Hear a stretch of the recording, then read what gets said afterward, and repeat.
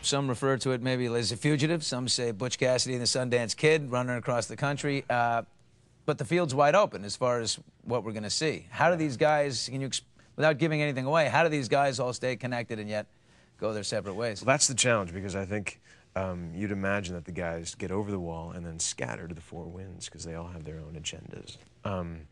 But people tune in to see the relationships. They want to see Michael hanging out with Sucre because they have that like odd couple friendship. So you don't want to leave all that stuff by the wayside.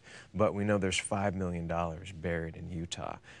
Everyone who broke out knows about it, and we'll be meeting up again really soon to squabble over it. Do you miss Joliet, the penitentiary which was once a working, facility? I shut that down in 2002. We had the run of the place all last year. We shot there pretty much every day for 10 months, and I do, in a strange way, miss it. I had a lot of respect for it, like you'd have respect for a graveyard. But at the same time, it was scary and oppressive. We had members of the crew who would cry spontaneously on the way home for no reason that they could put their finger on, other than the fact that they were working in because prison. It's depressing, right? Yeah. And psychologically, just something in the air. But second season, we're filming down at the lake and we're in the woods. We're out on city streets wearing civilian clothes. It's a totally different universe that we're operating in. You spent a lot of time running in this second season. In this first episode, apparently you're running all the time. Yeah. Are you in great shape? Did you work out for this? Did you join a club? Chicago was bad for me. I packed on a few pounds thanks to the deep dish pizza and the great Greek and the great Italian that Chicago had to offer. But we're sweating it off this season. I mean, Dallas, it's been 110 degrees for the last 30 days. But that helps because the sweating and the squinting into the sun, it looks like we're suffering, and we want to make it clear that the guys almost had it better on the inside with the 3 squares a day and a roof over their heads, and now every moment has to be a struggle to survive. You're a good-looking guy. Prison Break has done very well. You got a Golden Globe nomination. Yeah. Has life changed for you? It's great, professionally speaking, because doors are open for me that are closed, that were closed before. Prison Break is this international hit. It's huge in South Africa and Singapore and any place you can name, and that means something in the world of feature film, because movies are made with an eye toward foreign markets and stuff. So I'm looking forward to maybe having a few films to balance out my TV career. But you didn't do any. You had some offers to do some films, and you didn't do any between 1 and 2, right? No, I had to take a break because I was fried after 10 months of shooting the show. It's very physical, a lot of stunt work. But you must have wanted to jump at the roles. I mean, yeah, there is that temptation to strike. Jump all in. To strike while the iron is hot.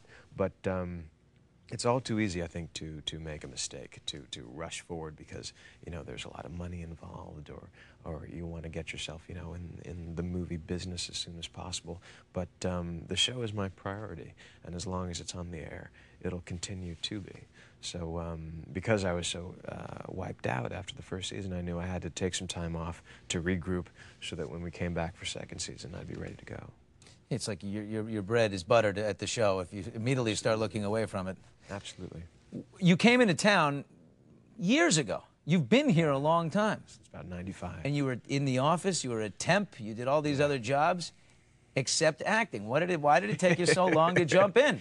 I was scared. I mean, I moved to LA to be a part of the business, but I didn't want to act because I didn't have the nerve. Princeton graduate, smart guy, very intelligent, fear of failure. Yeah, absolutely, absolutely. I mean, I knew going back for my 5th reunion at Princeton, all my classmates would be fresh out of law school, making, enormous money on Wall Street. And there was that fear of, what would I have to say? What would I have to show for that really expensive degree? I was in Buffy the Vampire Slayer. You know what? That's all they wanted to talk about. When I went back for my 5th, I'd just done the 1 guest star in Buffy. No one wanted to talk about law school. No one wanted to talk about med school or Wall Street. They only wanted to talk about Sarah Michelle Gellar. Yeah. You own the Brood. Do I? You own the Brood. It is the Wentworth Brood. I mean, is it a natural brood, or is it something that you're working in front of the mirror to get that smoky look going, or what? Usually, it's your identifiable characteristic in my eyes. well, thank you. Usually I'm just squinting because my eyes are sensitive, and we're out in the sunlight. It's hard to see.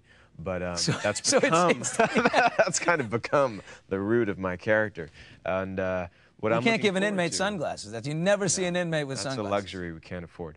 But it was essential to the first season because you needed my character to be kind of stone-faced, cool, calm under pressure, because you needed to believe that Michael was someone who could make the impossible possible. And now what I'm looking forward to second season is we're on the run. I'm with my brother, around whom I can let down my guard, and I can show more facets of Michael, more vulnerability than I could for. He's not always right. He's not always in charge. He's not always There are a lot so of darn cracks smart. there that are coming to the surface.